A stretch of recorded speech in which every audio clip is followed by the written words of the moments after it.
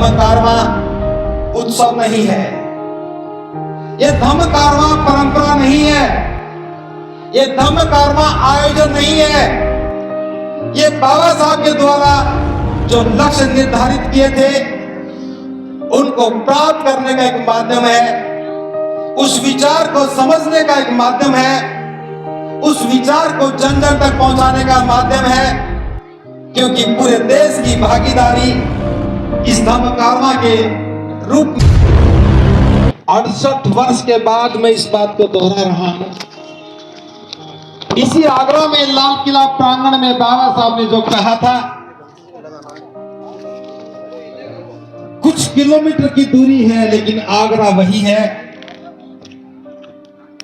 जो बाबा साहब ने कहा वो हमें करना चाहिए था, लेकिन हम सिर्फ उत्सव मनाने लग गए। इसी बाबा साहब ने, इसी आगरा में बाबा साहब ने कहा कि मैंने अपने जीवन के तमाम प्रयासों के बाद इस समाज की सुरक्षा के लिए एक सुंदर तंबू का तैयार किया था। मैं उस तंबू का अकेला बंबू हूं, मेरा स्वास्थ्य गिरता जा रहा है। मुझे सोच करके लगता है कि जिस दिन मैं दुनिया से चला जाऊंगा तो इस तंबू का क्या होगा। मैं उस एक नौजवान को नहीं ढूंढ पा रहा हूं जो इस तंबू का बंबू बन सके। अगर ऐसा नौजवान मिल जाए तो मैं चैन से मर सकूं। ये बाबा साहब के आखिरी शब्द थे और उसके बाद बस इतना ही कहा था। आपने मेरी बात को बड़े ध्यान से सुना है, आपका आभार।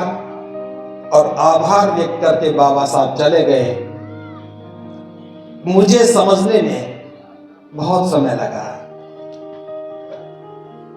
पहले बस इतना समझ में आया था कि बाबा साहब ने कहा कि मैं इस कारवां को यहां तक लेके आया हूं, हो सके तो आगे बढ़ाना वरना पीछे मत जाने देना।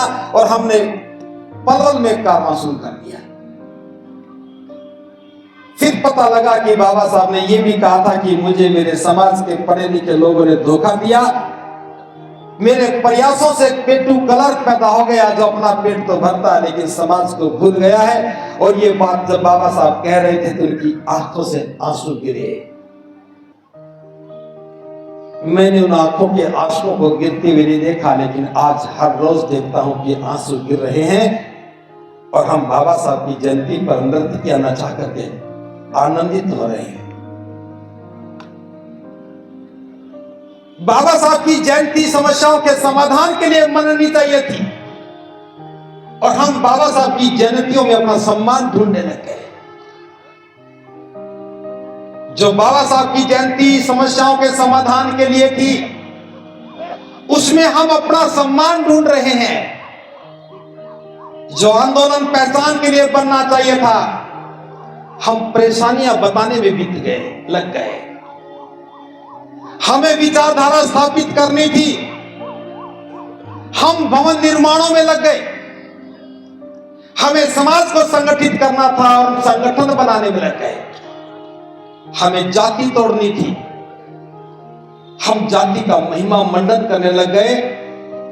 हमें सामाजिक परंपराओं को खत्म करना था, उन परंपराओं में हम अपनी प्रतिष्ठा ढूंढने लग गए।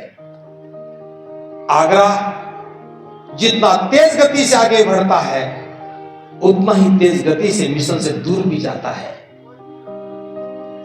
बाबा साहब ने कहा था, इसी आगरा में कहा कि मैं अपने नौजवानों को कहना चाहता हूं, शिक्षा लेने के बाद क्लर्की करने की बजाय, छोटी मोटी नौकरी करने की बजाय अपने गांव की ओर जाना और अपने गरीब और निर्हीन समाज की लोगों की सेवा करना, ताकि अज्ञानता से उत्पन्न होने वाले अन्याय और शोषण को रोका जा सके। हमें सेवा इसलिए करनी थी हम समाज में जो शोषण और अन्याय हो रहा है अज्ञानता के कारण है, उसको रोक सकें। हमें अज्ञानता को खत्म करना था ताकि शोषण रुक जाता, जुल्म रुक जाते, अन्याय रुक जाते। लेकिन हमने अज्ञानता बस उन परंपराओं को इतना बोझिल बना दिया कि शोषण भी बढ़ गया और अन्याय भी बढ़ गया। गुनाहगार वो सारे लोग हैं जो शादियों के नाम पर दावत में जाते हैं, बाराती बनकर के नाचते हैं। घर में शाम को दाल बने ही ना बने, लेकिन बच्चे की रिश्ता तो होटल में करते हैं। मैं मना नहीं करता होटल में शादी करने के लिए, लेकिन आप जिनको बुलाते हो वो भी देखते हैं। आपकी हैसियत हो सकती है कि होटल में शादी करने की, लेकिन जिसके आपके निमंत्रण पर जो आया है उसके सामने चुनौती खड़ी हो जाती है कि मैं भी अपने बच्चे की शादी कैसे करूंगा, रिश्ता होटल में कैसे करूंगा।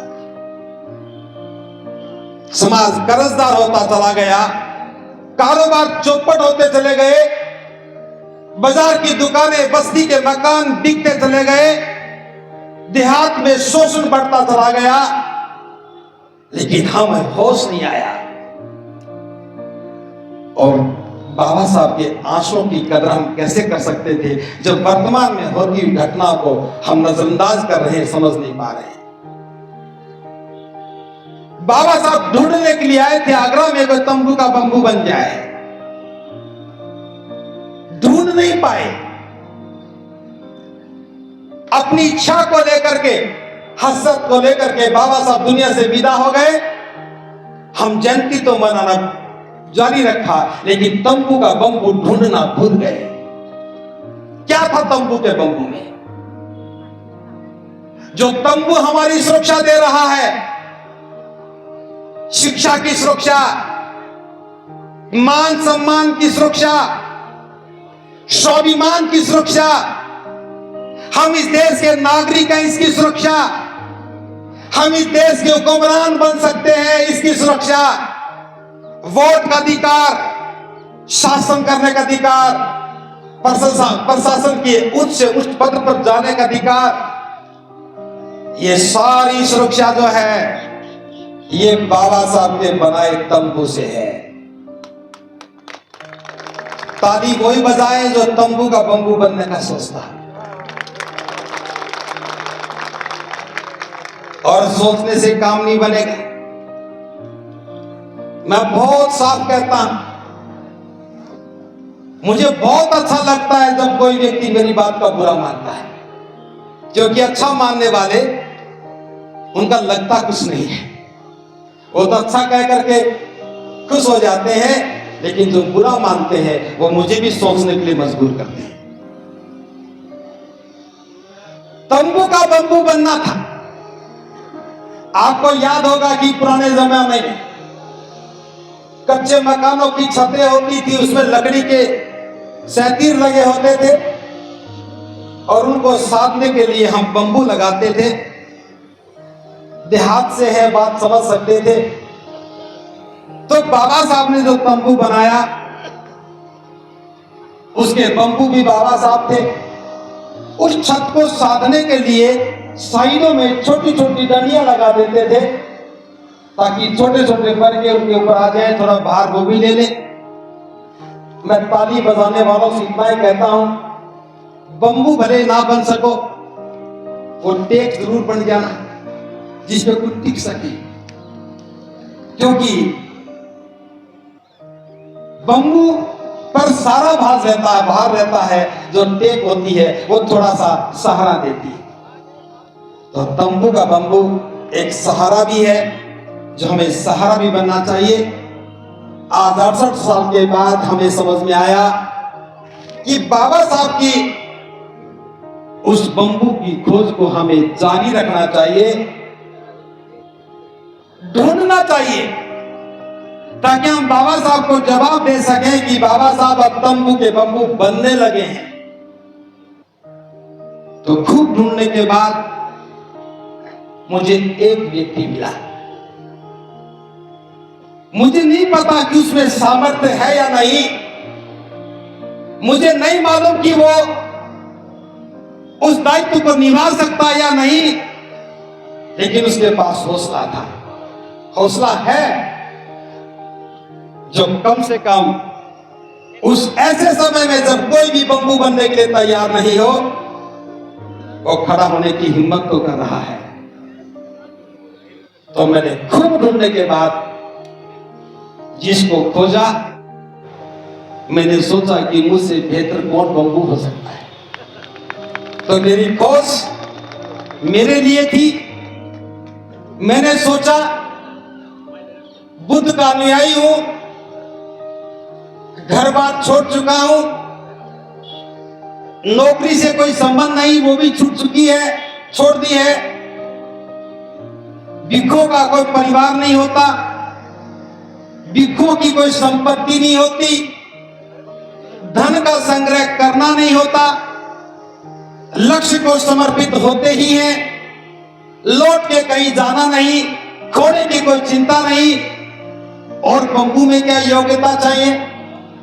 बुद्ध अलंकार जी लिख के लाए थे, दे दो, मैं पढ़ के बता दूं। मैं भी ये हौसला जब ही कर पाया जब इनका लिखा पढ़ लिया, और अकेले ने नहीं लिखा, राजस्थान के लोग भी लगे, हरियाणा के भी लगे, दिल्ली के भी लगे, उत्तर प्रदेश के भी लगे। इन्होंने लिखा कि 6 बातें हैं जो इनको पूरा करेगा और तंबू का बंबू बनेगा। पहली बात तो यह है कि बुद्ध ही मेरे एकमात्र शास्त्रा हैं, उनके प्रति मैं अगाध श्रद्धा रखूंगा। मैं विश्वास दिलाता हूं कि जब से मैं बुद्ध का अनुयायी बना हूं, बुद्ध ही मेरे शास्त्रा हैं, इसके अलावा मेरे कोई और शास्त्रा नहीं है। मैं धम्म की व्यवस्था निर्माण के लक्ष्य के लिए समर्पित रहूंगा। यह निर्णय भी पहले हो चुका है। इसके अतिरिक्त मेरा कोई अपना निजी लक्ष्य नहीं है। मैं तो पहले से ही बात करता रहा हूं, ना मेरी सोच है, ना मेरा विचार है, ना मेरा लक्ष्य है। जो परम श्रद्धेय बाबा साहब ने हमें लक्ष्य दिया था, बौद्ध में भारत, हम तो उसी लक्ष्य के लिए समर्पित हैं। तो मेरा अपना कोई लक्ष्य नहीं है। मैं कभी भी अपने नाम कोई संपत्ति और धन संग्रह नहीं करूंगा। मेरे पास कोई संपत्ति नहीं है। एक कार है, उस पर भी बैंक का कर्ज है, 9 किस्तें बकाया है, वो भी चुका दूंगा, और धमभूमि वाले संभाल लेना उस कार को भी। इसके अलावा कोई मेरे पास संपत्ति नहीं। मैं परिवार, सगे संबंधी और पद प्रतिष्ठा से विरक्त रहूंगा। अब भी मेरे पास कोई पद नहीं है, कोई प्रतिष्ठा नहीं है, और भविष्य में भी मैं कोई पद प्रतिष्ठा नहीं लूंगा। मैं नेतृत्व के प्रति अटूट विश्वास रखूंगा। जो भी इस लक्ष्य के लिए काम कर रहा है, उसके प्रति, जिसने हमारे लिए लक्ष्य निर्धारित किया, उसके प्रति मेरा अटूट विश्वास है। बाबा साहब हमारे मार्गदर्शक हैं, उन पर अटूट विश्वास है, तो मैं इस काम को पूरा कर सकता हूं, ऐसा मैंने सोचा और मैंने ये निर्णय लिया। बस एक बात आपसे और चाहता हूं, इस काम को करने के लिए मुझे किसी भी सहारे की आवश्यकता नहीं है। बस एक बात चाहता हूं कि शादी का निमंत्रण और दावत का आमंत्रण मत दिया करो, क्योंकि जब शादी में बुलाते हो और दावत खिलाते हो, तो ना तो हम भिक्षु रहते हैं और ना भिक्षु का स्वभाव रहता है। हो सकता है कि मेरी इस बात से भिक्षु संघ को थोड़ा बुरा लगे, लेकिन मैं भी चाहता हूं, अगर भिक्षु संघ मेरी बात का अनुमोदन करे, कोई कंडीशन नहीं है। विवाह शादी संस्कार भिक्षुओं से नहीं करवाना चाहिए, तथागत का आदेश है। भिक्षुओं को धम्म के लिए बुलाओ, देशना के लिए बुलाओ। भिक्षु का काम प्रचारक का होना चाहिए। तो मैं अपने आप को आह्वान करता हूं कि मैं किसी की शादी में दावत खाने में नहीं आ सकूंगा। मुझसे उम्मीद भी मत करना, और मेरे से ही नहीं, धम्म भूमि के किसी भी भिक्षु को मत बुलाना। क्योंकि सारे के सारे संकल्पित है। तो ये शुरुआत है। 68 वर्ष के बाद बाबा साहब जिसे ढूंढ रहे थे, उस ढूंढ में कम से कम ये कह सकते हैं कि हम भले ही पूरे तंबू का भार ना उठा सके, लेकिन उस तंबू में जो धम्म है, उस धम्म का भार तो उठाने का हम सामर्थ्य रखते हैं और हमें होना ही चाहिए। मैं कामना करता हूं कि मैं इस संकल्प को पूरा कर सकूं, लेकिन साथ में ये भी चाहता हूं, ये कोई मेरे अकेले का काम नहीं है। बाबा साहब का बनाया तंबू बहुत विशाल है। वो बाबा साहब ही थे तो तंबू बन सकते थे। हजारों बंबुओं की आवश्यकता है। हजारों बंबुओं के लिए भी इन्होंने ये मापदंड तय किए। ये दूसरे मापदंड हैं जो ग्रस्त हैं, जिनके परिवार हैं, उनके लिए इन्होंने 5 मापदंड तय किए हैं। पहला मापदंड है कि मैं बुद्ध धम्म और संघ की शरण ग्रहण करता हूं। जो भी बाबा साहब के तंबू का बंबू बनेगा, उसे बुद्ध धम्म और संघ की शरण ग्रहण करनी होगी। दूसरा, मैं सच्चा और अच्छा बौद्ध बनूंगा। ऐसा नहीं कि बौद्ध तो बन गए, जाति को बना के रखो, परंपराओं को तोड़ो नहीं, मरने के बाद अस्थियां लेकर के कहीं जाने लगो। और आगरा में तो खासतौर से ऐसा होता है, उठावनी में भिक्षु बुलाते हैं और अस्थियां लेकर के फिर कहीं गंगा में जाते हैं। दोहरा आचरण नहीं, सच्चा अच्छा बौद्ध बनना है। तीसरा है कि मैं धम्म की व्यवस्था निर्माण के लक्ष्य के लिए आजीवन समर्पित रहूंगा। व्यवस्था निर्माण के लिए समर्पण होना चाहिए। चौथा है कि मैं अपनी आय का 20वां भाग यानी कि 5% धार्मिक व्यवस्था निर्माण के लिए नियमित रूप से दान करूंगा। ये बात भी बाबा साहब ने आगरा में ही कही थी, 18 मार्च को भी कही और 14 अक्टूबर को 56 में भी कही। मैं नेतृत्व के प्रति अटूट विश्वास रखूंगा। जो भी इस आंदोलन का नेतृत्व कर रहा है, उसके प्रति विश्वास भी होना चाहिए। ये 5 ग्रस्त लोगों के लिए हैं और ये पांचों की पांचों बातें बाबा साहब के 18 मार्च के भाषण में से ली गई है। इसमें कुछ भी उनका अपना नहीं है। तो आज इन दोनों बातों पर यहां जितने भी उपासक उपासिकाएं बैठी हैं, मैं सिर्फ इतना कहना चाहता हूं, ये धम्म कारवां उत्सव नहीं है, ये धम्म कारवां परंपरा नहीं है, ये धम्म कारवां आयोजन नहीं है। ये बाबा साहब के द्वारा जो लक्ष्य निर्धारित किए थे, उनको प्राप्त करने का एक माध्यम है। उस विचार को समझने का एक माध्यम है। उस विचार को जन जन तक पहुंचाने का माध्यम है।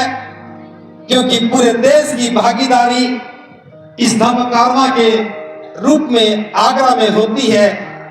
और इस बार मैं बहुत ही प्रसन्नता के साथ ये बात कह रहा हूं, पहली बार आगरा के हजारों नौजवानों को मैं इस कारवां में भागीदार के रूप में देख रहा हूं।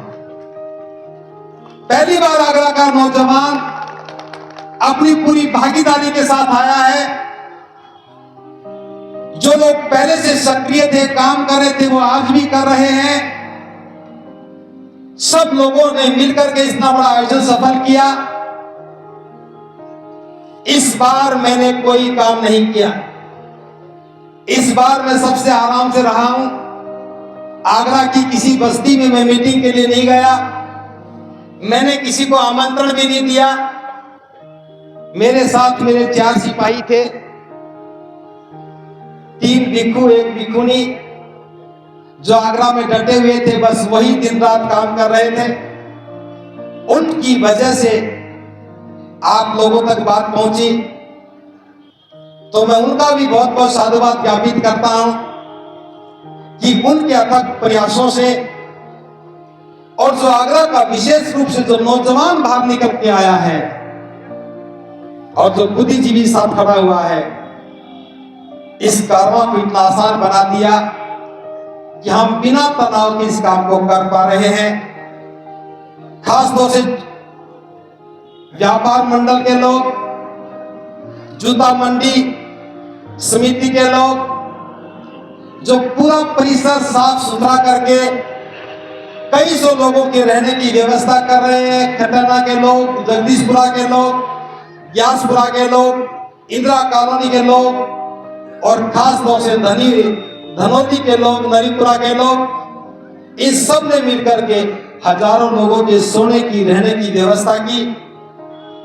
और मुझे इस बात बड़ा सुकून मिला कि बिना ज्यादा प्रयास किए आगरा ने इस सारी जिम्मेदारी को अपने कंधे पर लिया। और आप जो खाना देख रहे हैं, जो बना है, दाल और चावल को छोड़ करके, दाल और चावल अलीगढ़ की ओर से है, बाकी सारा का सारा खाने का प्रबंध आगरा की ओर से है। कुछ लोगों ने पैसा ला करके दिया है, वो टेंट के लिए है। कुछ पैसा बचा होगा तो वो जो प्रचार सामग्री के लिए है। बस मुझे इतना पता है, ये कारवां ना तो कभी शुरू होता है और ना कभी रुकता है, बस ये चलता रहता है। और चलने का नाम ही कारवां है, इसीलिए हम चलते रहते हैं। आपका सहयोग बना रहे, बस इतनी कामना करता हूं।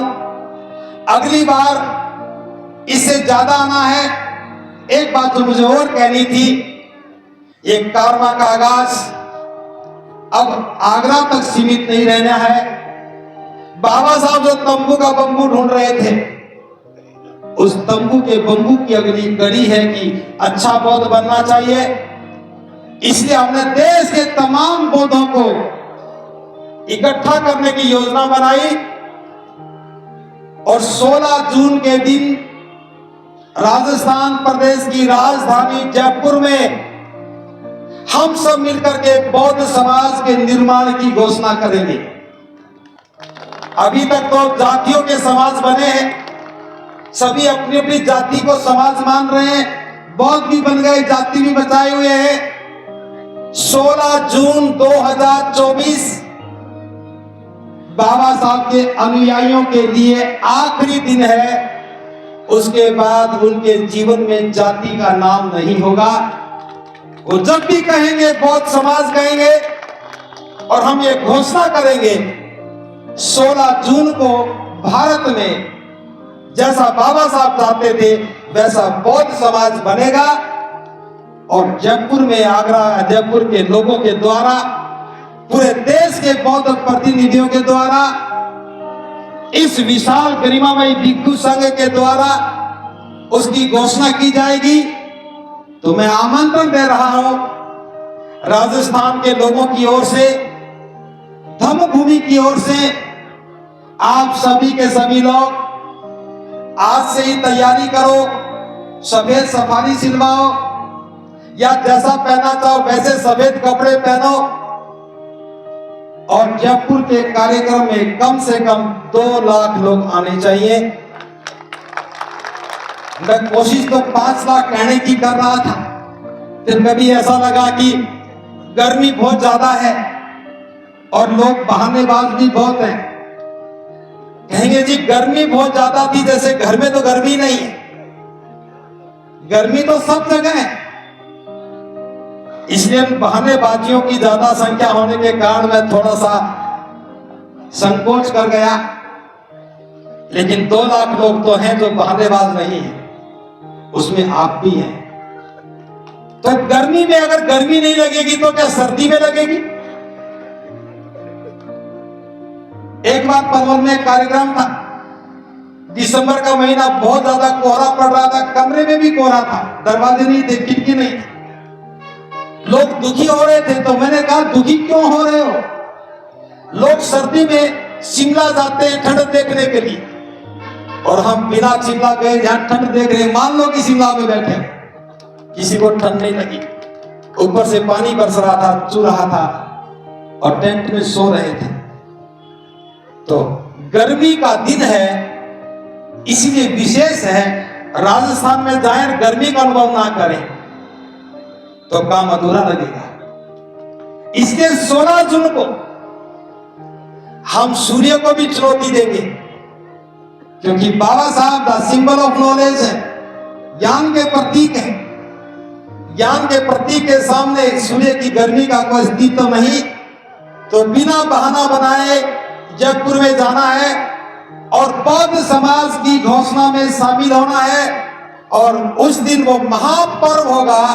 आप अपनी जाति और जाति की मानसिकता को परित्याग करके आएंगे और अपने बच्चों की शादी भी, विवाह भी बौद्धों में ही करेंगे। तो अगर सहमत है तो मेरी बात का अनुमोदन करें हाथ ऊपर करके, और जब तक सारी फोटो ना खींचने हाथ ऊपर रखना। एक कैमरा वाले घुमा दो भी एक, फिर कभी कहोगे देखो झूठ बोल रहे। भिक्षु भी अगर सहमत हो तो जाति छोड़ने के लिए नहीं छोड़ रहे, नहीं छोड़ रहे, छोड़ रहे। बहुत बहुत साधुवाद, भिक्षु भी तैयार है, धन्यवाद। दूसरी बात, बौद्ध समाज होगा तो यह भी प्रश्न पैदा होता है कि बौद्ध क्या करें क्या ना करें। 1956 में बाबा साहब ने दीक्षा दी और आज भी सारे संगठन दीक्षा ही दे रहे हैं। दीक्षा के बाद शिक्षा भी होनी चाहिए थी। दीक्षा भूमि के बाद धम्म भूमि भी होनी चाहिए थी, क्योंकि दीक्षा के बाद धम्म होना ही चाहिए, और धम्म होगा तो संघ भी होगा। बस दीक्षा दीक्षा है, ना तो धम्म ना संघ। तो हमने बौद्धों का कोड ऑफ कंडक्ट, बौद्धों का आचरण कैसा हो, बौद्धों का व्यवहार कैसा हो, उनके पर्व कैसे हो, उनकी परंपरा कैसी हो, उनके प्रतीक कैसे हो, वैशाख पूर्णिमा को कैसे मनाएंगे, धम्म चक्र कैसे मनाएंगे, अशोक विजयदशमी का पर्व कैसे मनाएंगे, सारे पर्व सुव्यवस्थित करेंगे। प्रत्येक पूर्णिमा को क्या करना है, उपोषण कैसे करना है, अपनी जो गलतियों के लिए क्षमा याचना कैसे करनी है, जो हम कमाते हैं उसका 20वां भाग दान कैसे देना है, पारमिताओं का अभ्यास कैसे करना है, शील का आचरण कैसे करना है, मध्यम मार्ग पर कैसे चलना है, उस सब का एक नाम है